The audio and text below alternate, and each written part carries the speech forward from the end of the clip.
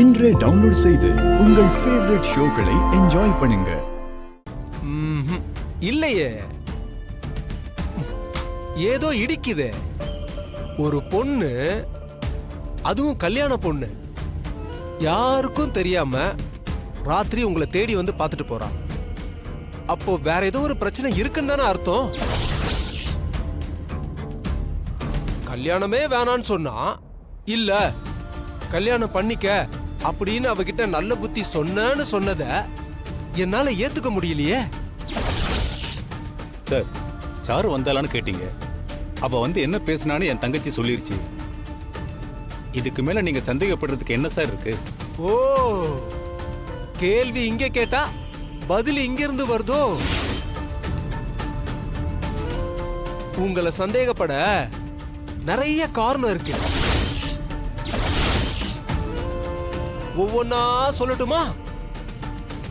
உங்களுக்கும் ரகுராமுக்கும் ஆகாதாமே. அவரையும் அவர் குடும்பத்தையும் பழிவாங்க பல தடவை முயற்சி பண்ணதா ஊருக்குள்ள பேசிக்கிறாங்க. அது உண்மையா? ரகுராமுக்கும் எங்களுக்கும் பகை இருக்கிறது உண்மைதான் சார். ஆனா சாருவை கொலை பண்ணிருக்காங்க. சாரு லிங்கத்தோட பொண்ணு.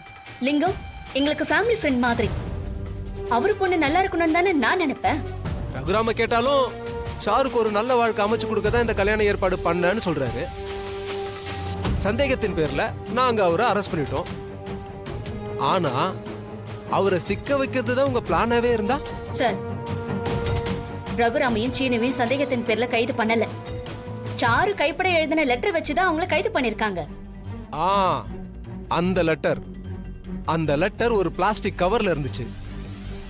தற்கொலைனா அந்த லாஜிக் கரெக்டா தான் இருக்கு. ஆனா கொலைங்கிற பட்சத்துல தான் கொலை செய்யப்பட்ட பெண்ணு எப்படி அந்த லெட்டரை கைப்பட எழுதிருக்க முடியும்? அப்படி எழுதி பிளாஸ்டிக் கவர்ல எப்படி போட்டிருக்க முடியும்?